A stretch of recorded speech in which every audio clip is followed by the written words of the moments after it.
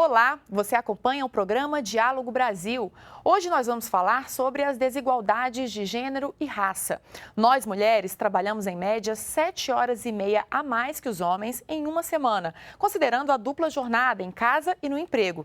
Mas ganhamos menos. E as mulheres negras são as que têm a renda mais baixa. Foi o que mostrou um estudo divulgado pelo Instituto de Pesquisa Econômica Aplicada, o IPEA. Nós convidamos a pesquisadora Marcela Torres Rezende, que é especialista em políticas públicas e gestão governamental em exercício no IPEA, e a advogada Vera Lúcia Santana Araújo, que foi secretária de Políticas para a Igualdade Racial do Distrito Federal. Sejam bem-vindas ao programa Diálogo Brasil. Obrigada. Antes de começar a entrevista, nós vamos ver o que revela o retrato das desigualdades de gênero e raça no Brasil. 30 horas por mês, sem remuneração.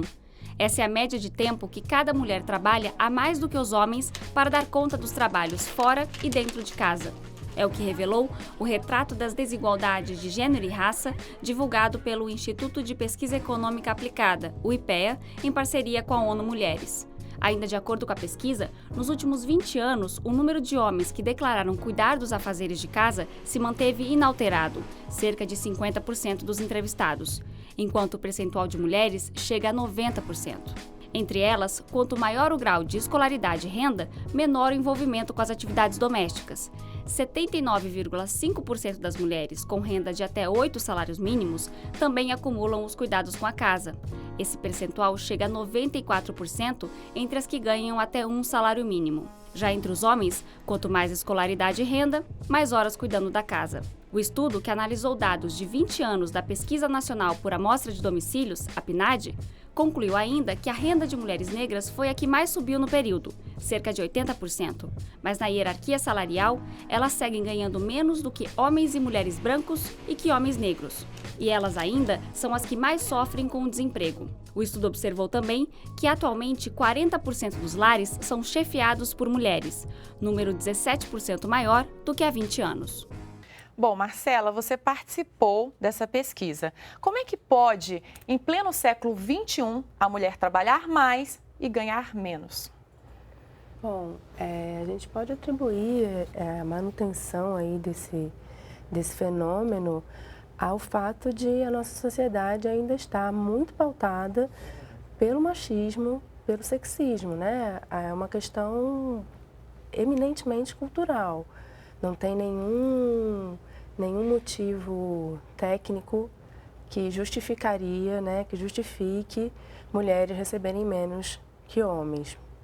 Vera, nós vimos também na reportagem que tem aí uma questão social também envolvida, né? Quando a mulher tem um poder aquisitivo maior, ela trabalha menos em casa. As mulheres que ganham salário mínimo trabalham bem mais. A gente vê que vai além da questão do gênero, mas tem uma questão social também. Bom, a pesquisa ela vem a reafirmar alguns dados, alguns elementos muito estruturais da sociedade brasileira, que é ainda o peso muito forte da própria escravidão. Então, as desigualdades entre gênero e raça em toda a organização produtiva do país ressaltam muito isso. E esses números reafirmam que ainda há muito a ser enfrentado nesse campo. Marcela, eu queria que você esclarecesse para a gente um ponto da pesquisa que apareceu aí na reportagem, a questão de que os lares brasileiros cada vez mais estão sendo chefiados por mulheres, mas não necessariamente lares que não há presença masculina. Sim. O que seria esse lar chefiado por mulher, mesmo que haja presença masculina? Bom, a PNAD, o que ela indaga é quem é a pessoa de referência do domicílio, né? A gente não tem exatamente como afirmar o que o entrevistado ou a entrevistada compreende, apreende com essa indagação. Não é necessariamente quando a pessoa responde quem é o chefe daquele domicílio, quem é a pessoa de referência, que essa pessoa receba mais, né? Que seja a pessoa que tenha a renda maior no domicílio. Mas o que a gente percebe em relação a esses 34% de famílias em que a gente tem a chefia feminina com a presença de um cônjuge, a gente pode supor é aí realmente uma mudança de padrão cultural, né? De padrão comportamental, né? Uma percepção de que a gente não precisa, numa família, ficar reproduzindo um modelo tradicional em que a gente tem um homem provedor e uma mulher cuidadora, e que é aceitável, é ok, está dentro do que é, né, socialmente acordado, que a gente tenha lares em que as mulheres exercem aí um papel preponderante dentro do lar. Bom, Vera, e nesse sentido, a gente, né, falando da questão da família tradicional, a gente percebe que, até pelos números, que essa família tradicional está realmente cada vez em menor quantidade. Como é que você observa essa questão também? O Brasil, ele é um país que vem mostrando alguns paradoxos, acho que muito, muito fortes. A gente tem, esses últimos 20 anos, um incremento efetivamente muito grande de ingresso das mulheres no mercado de trabalho, no mercado formal, no acesso à educação, na formação educacional formal bastante elevada, mas tem traços ainda muito marcadamente patriarcais, escravocratas e patriarcais. Então, essas dicotomias entre uma presença grande, por exemplo, no mercado de trabalho, uma presença grande, por exemplo, nas academias, nas universidades como um todo, mas relações de comportamento, relações interpessoais ainda muito atrasadas. A exemplo do feminicídio.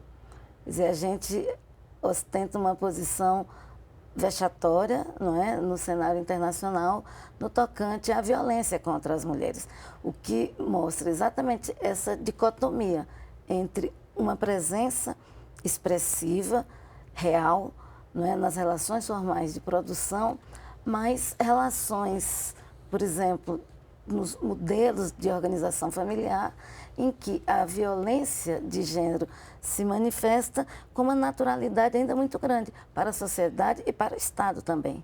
Nós vamos voltar a falar de violência logo mais, mas ainda falando da questão da família, Marcela. Apesar dessas famílias não tradicionais, assim dizendo, estarem aumentando, elas ainda sofrem preconceito? Com certeza, com certeza. Principalmente casais homoafetivos, né? A gente ainda tem um longo caminho aí para percorrer enquanto sociedade, para que a gente possa aí vencer essas barreiras de preconceito que tornam a vida das pessoas muito mais difícil, né? E é uma coisa que não tem nenhum tipo de justificativa, né? A gente não precisa disso. Vera, na pesquisa, a gente tem uma boa e uma má notícia com relação à mulher negra. A pesquisa diz que o rendimento das mulheres negras se valorizou nos últimos 20 anos, mas a mulher negra ainda tem o menor salário entre homens e mulheres brancas e também abaixo de homens negros. A gente pode comemorar esse fato de o rendimento estar aumentando, mas a posição ali no ranking continua paralisado? Eu acho que não temos muito o que comemorar no tocante à presença da mulher negra no mercado de trabalho. Os dados, né, a pesquisa foi apresentada, né, muito recentemente, e isso significa que todas nós precisamos nos debruçar sobre eles para tentar compreender melhor esses resultados. Isso significa que se temos, por exemplo, e a pesquisa mostra isso, uma presença muito grande de mulheres negras no emprego doméstico, como empregada doméstica, não estou falando da mulher trabalhadora que tem a dupla ou tripla jornada, eu estou dizendo da mulher que tem como atividade econômica produtiva o emprego doméstico. E a gente se cruza, por exemplo, o dado sobre a presença e maior renda das mulheres brancas, isso significa que, inclusive, as mulheres brancas estabelecem com as mulheres negras, suas empregadas domésticas, uma relação muito perversa. A mulher branca empregadora da mulher negra trabalhadora doméstica é uma relação muito perversa. Então, compreender melhor o alcance e o significado de todos esses dados nos deixa mulheres negras sem muito elemento do que comemorar. Ainda sobre trabalho doméstico, Marcela, a gente tem aí também um aspecto na pesquisa que diz que as mulheres que trabalham com trabalho doméstico não são mais tão jovens. Diminuiu a idade que era até de 29 anos, agora então, são mais as mulheres mais velhas que continuam fazendo emprego doméstico. As mulheres mais novas já não são predominantes. Por que isso? Bom, a gente pode inferir a partir desse dado que provavelmente mulheres jovens estão buscando outras formas de inserção no mercado de trabalho, o que é bastante positivo, bastante interessante, né? Considerando, como estava sendo colocado agora mesmo, o quão ainda degradante é o trabalho doméstico remunerado no Brasil, né? A OIT considera o trabalho doméstico como uma função degradante. Então, por mais que a gente tenha tido avanços, a gente teve a PEC da doméstica, a gente percebe na pesquisa também um aumento da formalização, um aumento também da renda, mas ainda é um trabalho que não é bem visto na sociedade, né? E, enfim, se há um envelhecimento e uma menor entrada de jovens nesse setor, a gente encara isso como uma coisa positiva, como um indício de que essas mulheres estão procurando outras formas de inserção no mercado de trabalho. Vera, mas, bom, houve esse avanço da PEC, os salários melhoraram, mas a gente observa também uma redução das mulheres que têm ali o seu vínculo, que estão trabalhando todos os dias e muitas estão se tornando diaristas. Justamente por causa da regulamentação, o salário se tornou mais alto, né, o pagamento. Desculpa te interromper. Pode falar. Como o estudo ele traz dados até 2015 e a PEC da doméstica ela foi regulamentada em 2015 também, entrou então de fato em vigor em 2015, é muito recente para a gente conseguir fazer essa ligação direta, né, entre uma queda na formalização com um efeito direto da PEC, né? Acho que a gente precisa matizar um pouco essa conclusão. O que a gente tem aí em relação à presença, um aumento do número das chamadas diaristas, né? O que a PNAD pergunta é se a pessoa trabalha em mais de um domicílio.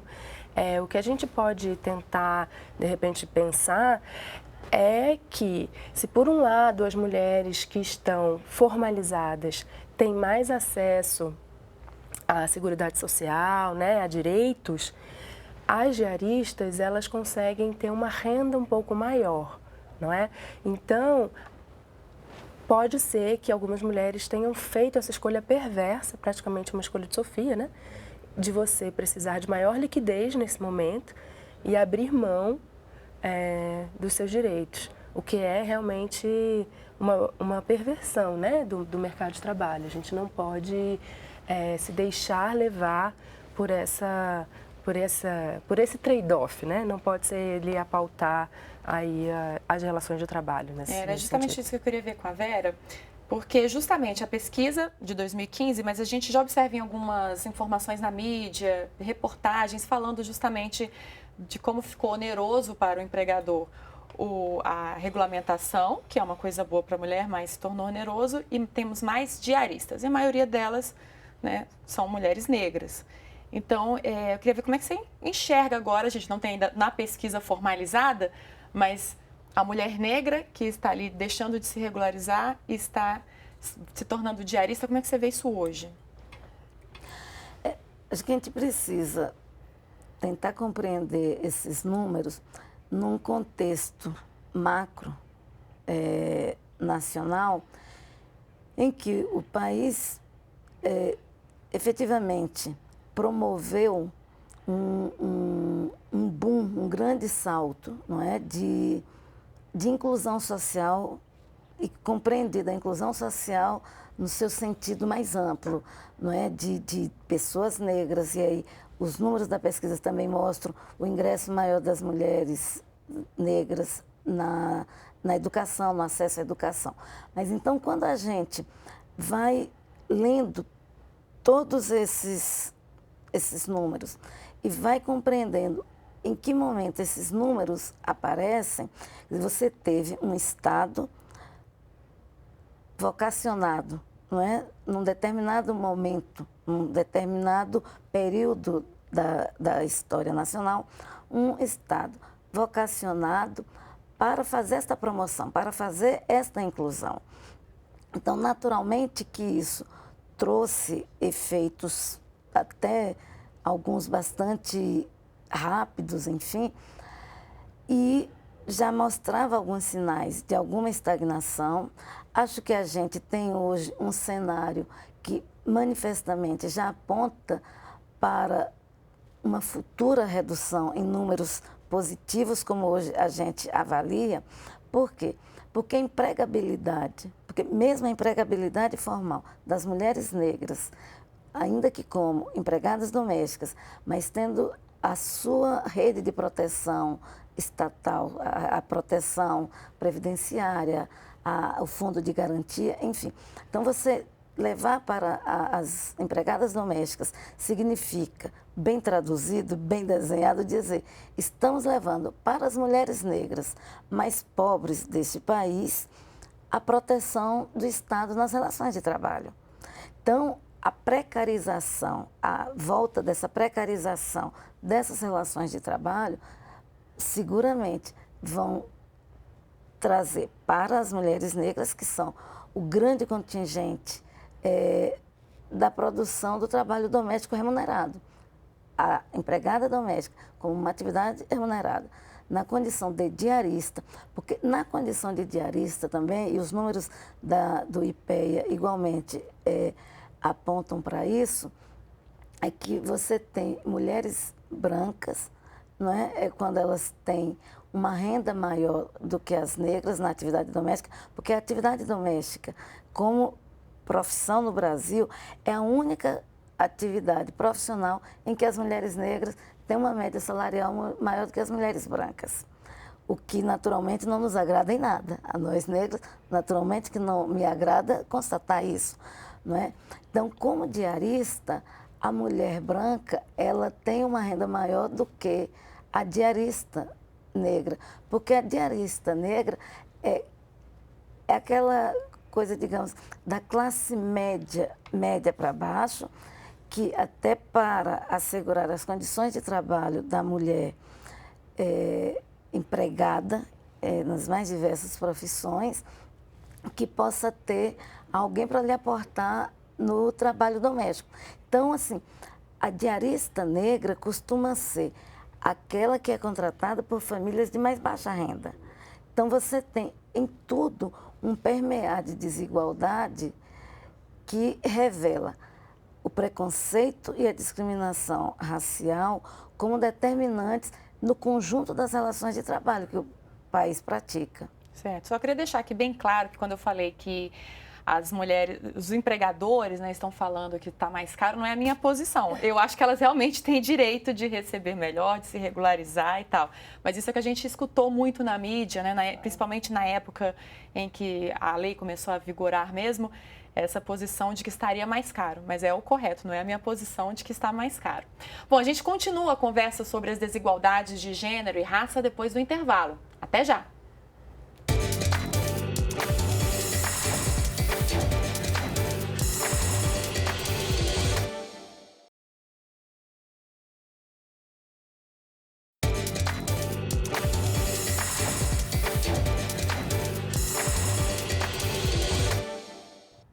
O Diálogo Brasil está de volta. Hoje o assunto da nossa entrevista é a desigualdade entre homens e mulheres. A nossa produção foi às ruas e ouviu a opinião de algumas mulheres sobre este assunto.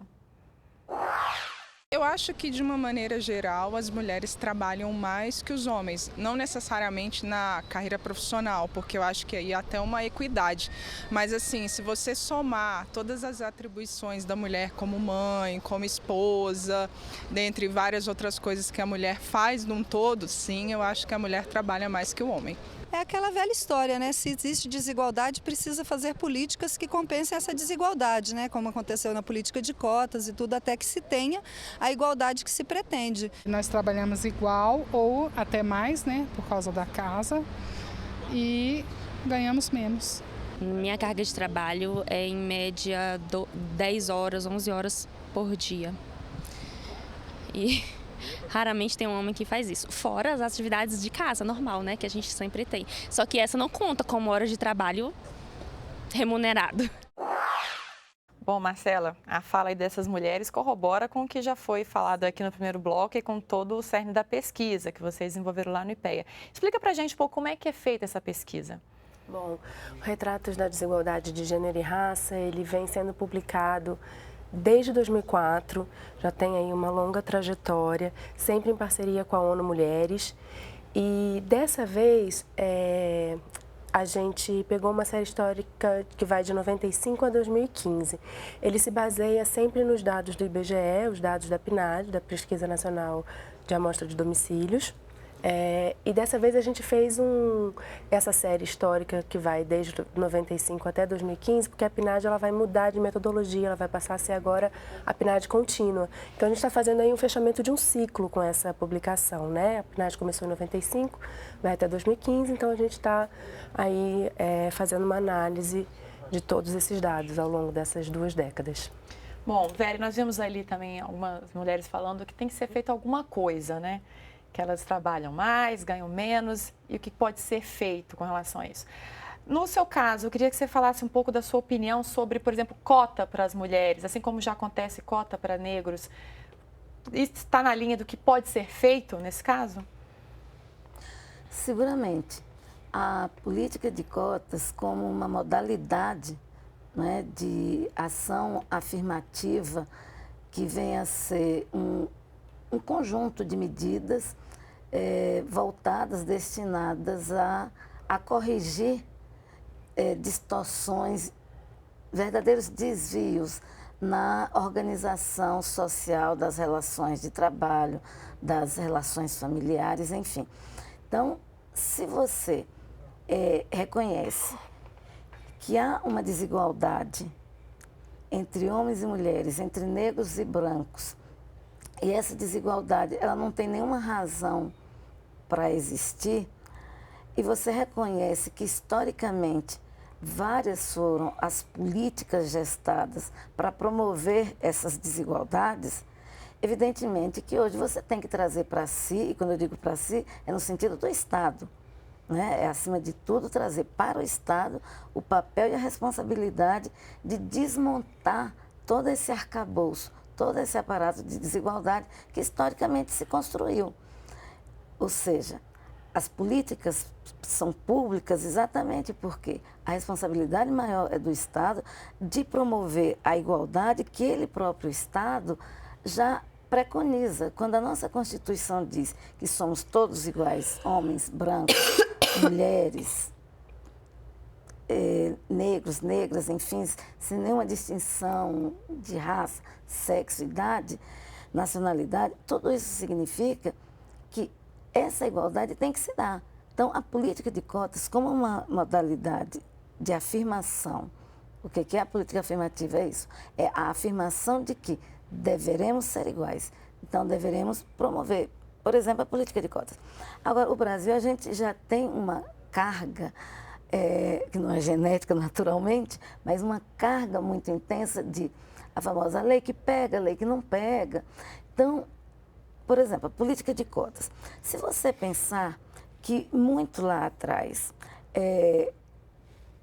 quando a nossa legislação trabalhista já impunha o auxílio creche, né, para empresas que tivessem a partir de tantas mulheres, isso era o quê? Isso é uma política afirmativa de incremento da participação da mulher no mercado de trabalho.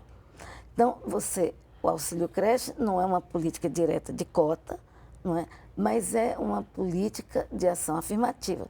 Que esse auxílio creche, ele realisticamente é uma coisa tão... As empresas não têm a creche e o auxílio creche não acresce nada e não permite nada para que a mulher efetivamente possa ter seus filhos bem cuidados enquanto ela trabalha, enquanto ela produz, tanto quanto o homem. Então, a naturalidade com que a sociedade incorpora esse atributo, esse afazer doméstico para a mulher, mesmo quando ela é empregada. E muitas vezes ela tem até uma renda do seu emprego maior do que a do homem, e ainda assim ela incorpora a obrigatoriedade desses afazeres domésticos. Então, esse combate, esse desmonte cultural, e aí é manifestamente cultural, esse desmonte também aqui contar com um aporte do Estado para o desfazimento dessa cultura. Isso não pode perdurar. Certo. Marcela, e, bom, diante dessas políticas públicas, o que pode ser incrementado em relação a essa questão de gênero? Olha, a gente tem muita coisa, muito chão ainda para percorrer, né? Por mais que a gente tenha políticas públicas não só voltadas para mulheres, não só voltadas para negros e negras, que influenciam e ajudam na mudança cultural, a gente ainda tem muita coisa para mudar. A gente ainda pode melhorar o que a gente já tem, né? Então, por exemplo, o governo tem aumentou o número de creches na última década, mas a demanda está extremamente ainda concentrada. Não chega ainda a 30% a cobertura de creches no nosso país, né, para crianças de 0 a 3. É muito baixo, né? O Estado, de acordo com as nossas leis, ele é obrigado a fornecer vaga para crianças a partir dos 4 anos hoje, né? Então, de 0 a 3, o Estado, ele demonstra que ele percebe a sua importância, a importância da sua participação nessa faixa etária, tanto para as famílias quanto para as crianças também, é um direito dessas crianças, né? Assim como é um direito dessas mulheres, dessas famílias, mas ele não é obrigado a fornecer 100% de vagas ainda. Então, o que a gente tem é muito aquém do que a gente necessita. E aí, por toda essa perpetuação de um padrão cultural, continuam sendo as mulheres as mais prejudicadas em relação a essa questão do cuidado com a família, né? Principalmente com as crianças menores, com os idosos também. Então, a gente precisa investir muito fortemente na Política Nacional do Idoso. A nossa população está envelhecendo, a gente precisa começar a discutir esse fato demográfico, porque, como a gente sabe, são as mulheres as principais responsáveis ainda pelo cuidado, e se a gente não começar a realmente focar em políticas e melhorar as que a gente já tem, vão continuar sendo as mulheres sobrecarregadas daqui a mais um tempinho. Vera, queria voltar a falar contigo sobre cotas. Você que é da Frente de Mulheres Negras do DF em torno. A gente teve aí a situação das cotas para as mulheres entrarem na política. Até agora não existe uma grande quantidade de mulheres na política ainda. Será que ajudou de alguma forma ou pode ajudar no futuro? Essa é uma lei que ainda não pegou. E os artifícios criados pelos partidos, independente da vertente ideológica do partido, a realidade é que nenhum partido no Brasil conseguiu traduzir na sua organização e na sua representação política essa maior presença das mulheres. E aí você tem diversas variáveis a contribuir para esse resultado negativo de participação da mulher na política. Porque se a lei obriga a que o partido destine a vaga para as mulheres, e essa vaga, inclusive, não pode sobrar e ser ocupada por homens, mas os partidos, eles não têm uma vida cotidiana, organizativa cotidiana, que assegure que a mulher participe da própria vida política do partido, né, da vida política externa, da própria organização partidária. Então, por exemplo, se você vai para uma convenção de um partido, se dura todo final de semana, não tem, por exemplo, uma estrutura de creche no acontecer daquela convenção. Então, muitas vezes a mulher vai, carrega seus filhos. Então, ela fica com a sua participação, a sua intervenção política naquele momento essencial na vida partidária, muito prejudicada, extremamente prejudicada. E aí, quando você chega na hora H da escolha dos representantes daquele partido para levar à sociedade o projeto e as suas proposições, você tem mulheres com menos preparação, com menor densidade, com menor acúmulo nesse exercício. Então, isso distorce por inteiro a lei, porque ela fica realmente inexequível. E aí, independentemente dos recursos, de como vêm, de como chegam para os partidos, as mulheres apresentam, digamos, um pequeno potencial de retorno eleitoral, então, naturalmente, elas têm menor capacidade de captação de recursos e é um círculo vicioso que não vai ter fim, que não se encerra, se você não trouxer para a realidade da organização partidária a necessidade, inclusive, de prover os seus encontros, os seus espaços de debates, de um aporte para que as mulheres possam, por exemplo, num final de semana, participar de uma convenção partidária sem estar se enlouquecendo quase por ter que dar conta do horário de alimentação, enfim, de seus filhos. Então, isso traz um resultado muito danoso e a ausência de mulheres no espaço mais formal do exercício da política, e que também é importante a gente compreender, o exercício da política não se limita à representação no parlamento, nos parlamentos, não é? Que é no Congresso Nacional ou até a Câmara de Vereadores da minha cidadezinha no interior da Bahia, entendeu? Então, assim, o exercício da política se manifesta, se dá e se verifica das mais diversas formas. Agora, não podemos negar o papel e a importância dos parlamentos, porque, afinal de contas, é do parlamento, numa democracia, é do parlamento que saem as leis. E aí, se a gente não tem leis e mecanismos de fiscalização, de controle do cumprimento dessas leis, a gente fica, muitas vezes, com um aporte normativo muito avançado e uma realidade muito atrasada. Fica essa coisa do paradoxo que antes eu me referia e uma desconexão muito grande. Bom, pode falar. Ainda em relação a essa questão da lei, me parece um pouco que a gente tem aí também que discutir um pouco a própria lei, né?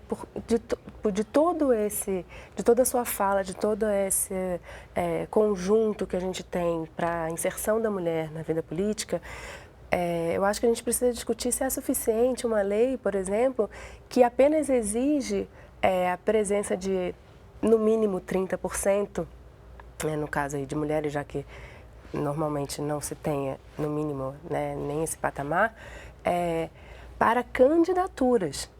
A gente tem uma lei que exige candidatas, não é? Mas a gente tem outras formas de intervir. O Estado pode intervir de outras maneiras. Existem outros países que fazem, por exemplo, candidaturas com lista fechada com alternância de gênero. Não é? A Argentina faz isso, por exemplo. Então, lá, o patamar, a presença da mulher no parlamento é muito superior ao que a gente tem aqui. Aqui a gente ainda tem menos de 10% na Câmara dos Deputados e menos de 15% no Senado Federal. É muito baixo. E sem a presença dessas mulheres para pautar a discussão política nos nossos cenários de decisão, no nosso Congresso Nacional, fica muito complicado a gente conseguir avançar as políticas públicas, né? A gente conseguir promover essa mudança comportamental, essa mudança estrutural que a gente precisa promover na nossa sociedade. Então, acho que, ok, a gente pode encarar como um avanço, a gente tem uma lei que exige aí ao menos 30% de candidatas mulheres, mas a gente tem muito o que discutir ainda, sabe? Primeiro, sim, a gente precisa melhorar essa questão da inserção das mulheres dentro da estrutura partidária, né? Tem que haver uma autorreflexão, mas a gente precisa também continuar discutindo como promover a presença das mulheres no parlamento, e não me parece que o aparato legal que nós temos hoje seja suficiente para a gente conseguir reverter esse quadro. Bom, um dado interessante sobre isso que vocês estão falando, nas eleições municipais de 2016, o número de mulheres eleitas ao cargo de prefeita representou cerca de 11% dos escolhidos para chefe de administração municipal no Brasil.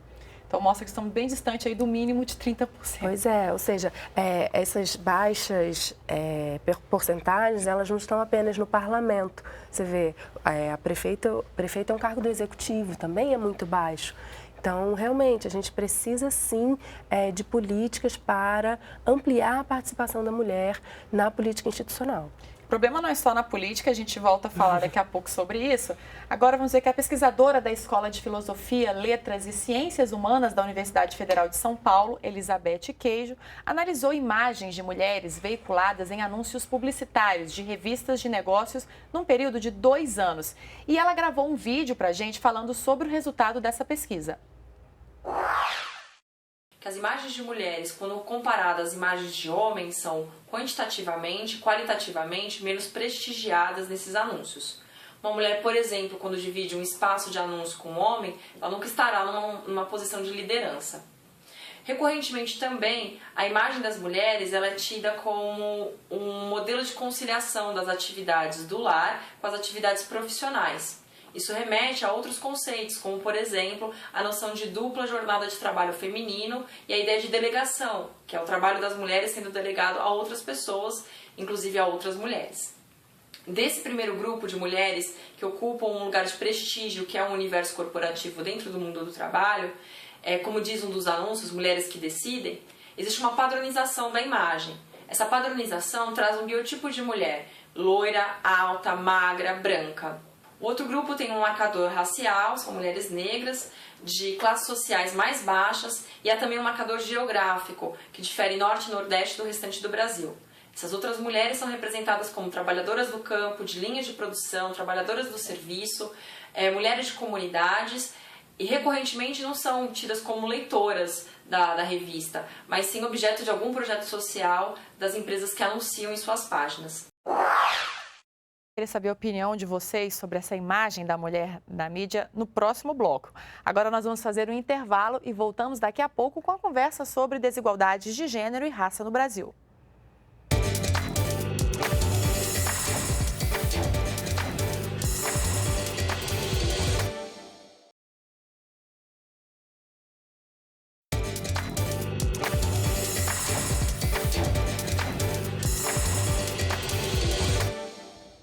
O Diálogo Brasil está de volta e nós estamos falando sobre as desigualdades de gênero e raça no Brasil.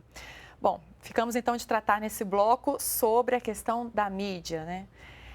Eu queria que você falasse, Marcela, se a mídia, ela reforça, reproduz o que já acontece na sociedade e reforça a imagem diferenciada da mulher? Com certeza ela reforça padrões, de forma muito cruel, porque muito sutil, não é? Passando a imagem de que aquilo é ok, é aceitável, né? Então, quando ela traz aí a pesquisadora, quando ela coloca como mulheres que aparecem em situação aí de maior liderança, né? São representadas como mulheres loiras, mulheres brancas, né, em geral mulheres jovens, e como quando a gente fala de mulheres negras, aparecem como beneficiárias de programas sociais ou, né, em situações sempre mais... Rurais. Exatamente, mais subalternas na sociedade, você está aí reproduzindo um padrão que a gente não quer perpetuar, não é? Então, o papel da mídia é muito fundamental e é muito importante que haja essa autorreflexão, né? Porque é uma formação de opinião. Vera, e em contraponto ao que acontece na mídia tradicional, a gente observa também, principalmente nas redes sociais, na internet, mulheres, principalmente mulheres negras, a gente vê muita coisa de blogs, tentando mudar um pouco isso que a gente acabou de falar. A grande mídia e os grandes meios de comunicação por certo que possuem um poder de fogo, de influência muito grande na formação de opiniões, de informação e posicionamento sobre as mais diversas temáticas, enfim. E as redes sociais, essas mídias chamadas alternativas, elas estão se mostrando extremamente valiosas nessas relações de poder, de contrapoder que começam a ser estabelecidas por setores populacionais absolutamente excluídos. Ou quando não são excluídos, eles só são visibilizados de maneira subalterna, de maneira estereotipada, a reforçar práticas, a reforçar manifestações comportamentais que vão desde a violência à exclusão do mercado de trabalho. Não é? Na medida em que eu somente veiculo a imagem, por exemplo, da mulher capaz, competente, dinâmica, bem formada, como a mulher branca, loira, de olhos azuis, grandona, esfuziante, jamais eu vou poder ocupar um papel, um espaço de liderança, porque eu não tenho nenhuma correspondência com aquele grande imaginário que a mídia e que a propaganda, que a publicidade reafirma cotidianamente. Marcele, essa imagem, então, tão propagada da diferença da mulher e tudo isso que nós já discutimos até agora de desigualdade, isso tem relação com a violência contra a mulher? Com certeza. Não, a gente não pode pensar em violência apenas como a violência doméstica e a violência física, não é? A Lei Maria da Penha, ela tipifica a violência também como a violência patrimonial, a violência psicológica, né? A violência emocional. Então, a violência, ela tem aí um range, como eu vou dizer, ela alcança níveis extremamente amplos, né? Que não ficam apenas na questão da violência física, e a mídia muitas vezes é violenta com as mulheres, né? Quando ela reproduz esses estereótipos, quando ela está, por exemplo, ensinando jovens meninas negras que, né, o papel delas seria essa questão subalterna, que elas não são essa mulher branca, loura, exuberante, né, que a Vera estava colocando aqui, e bem-sucedida, né, exitosa na sua carreira. Quando elas reproduzem todo esse aparato ideológico, isso é sim uma forma de violência. E sobre violência física, Vera, a gente tem aí números bem recentes, por exemplo, o Carnaval. 2.000 mulheres agredidas durante o Carnaval no Rio, essas que procuraram ajuda, que fizeram alguma reclamação. E também números estrondosos de feminicídio, como você falou no primeiro bloco, né? O Brasil é um dos piores nesse nível. Mulheres agredidas, realmente, violência doméstica. E essa semana, a Maria da Penha, né, que foi inspirada Sim. a Lei Maria da Penha, disse que o machismo trava a lei. Você concorda com isso? Seguramente, o machismo trava a lei, mas eu posso dizer, sem medo de errar, que o racismo trava ainda muito mais a Lei Maria da Penha. E por que essa minha afirmação?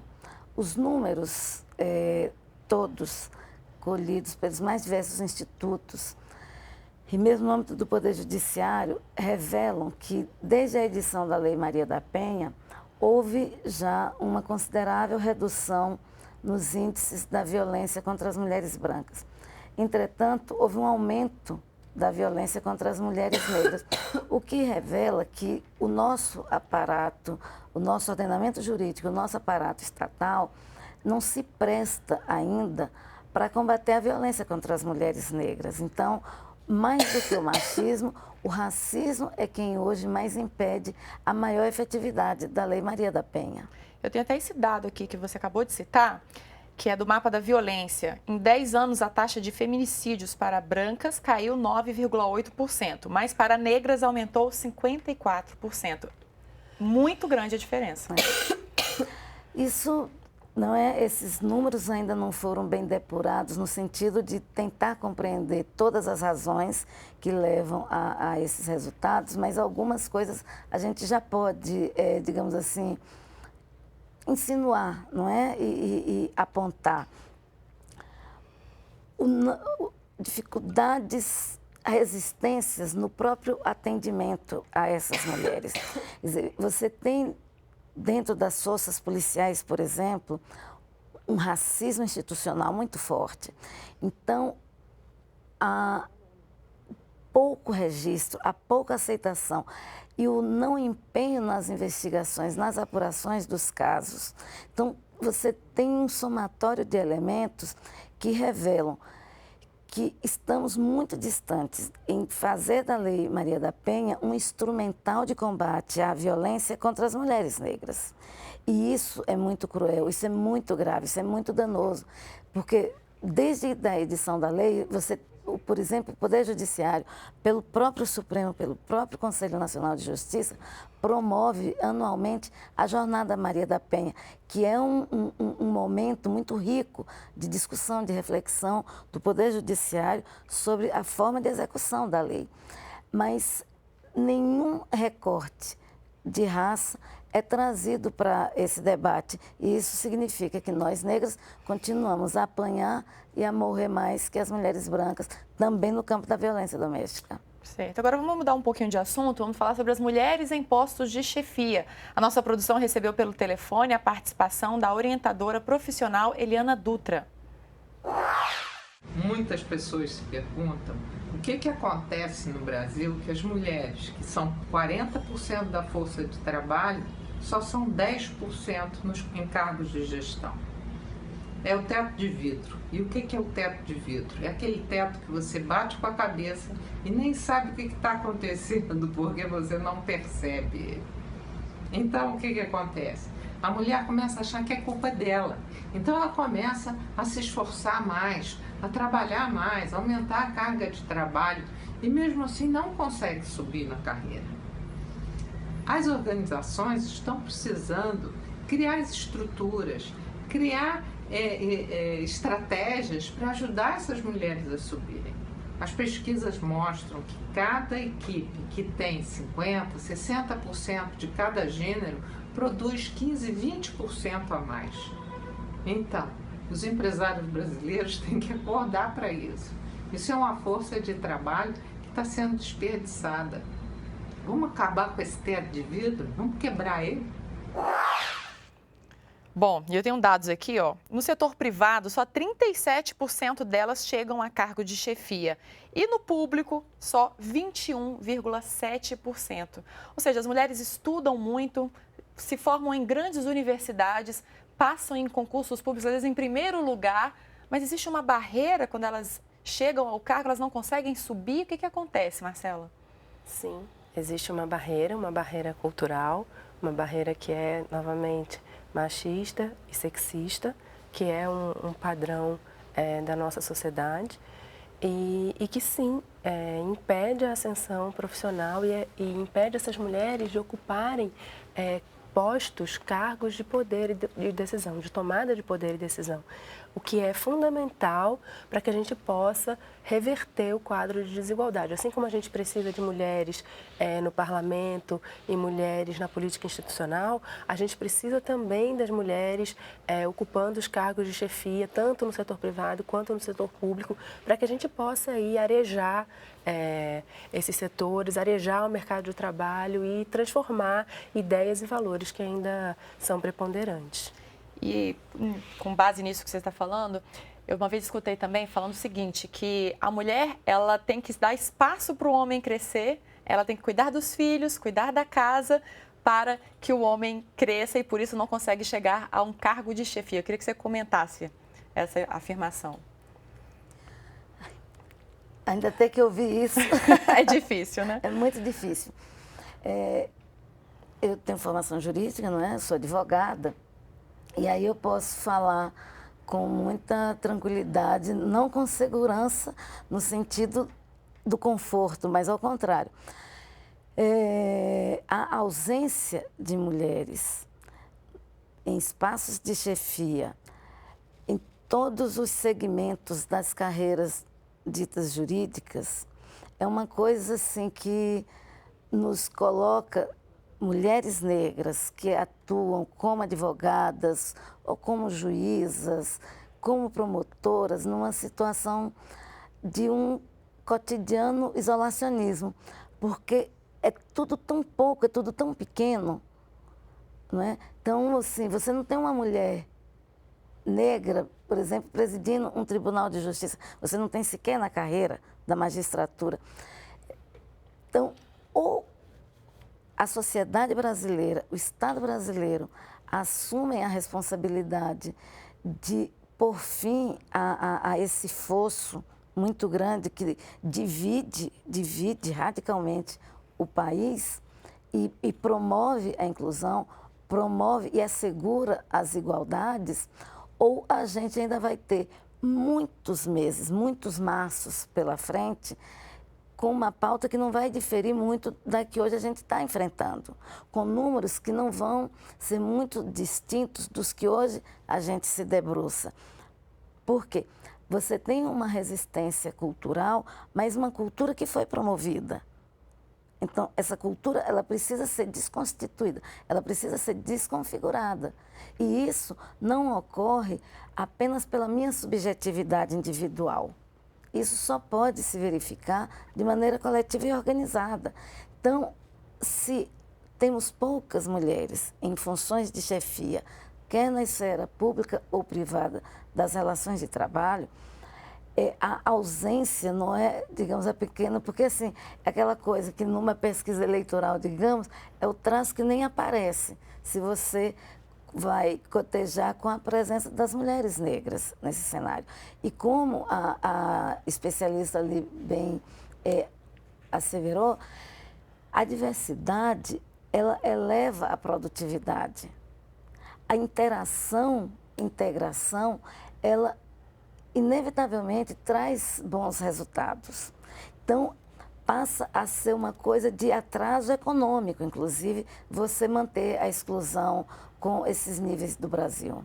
Pode complementar um pouquinho, bem rapidamente, só lembrando que no governo federal a gente tem um programa, se chama Programa de Pró-Equidade de Gênero e Raça, que tem por objetivo tentar justamente transformar essa cultura organizacional que impede aí, que impõe esse teto de vidro que foi mencionado, que impede as mulheres de ascenderem, de chegarem a posições de liderança. E pode não ser ainda o suficiente, mas que teve aí alguns avanços, alguns resultados interessantes. Como o nosso tempo já está acabando, eu queria fazer um desafio rapidinho com vocês. Um desafio que eu vi na internet.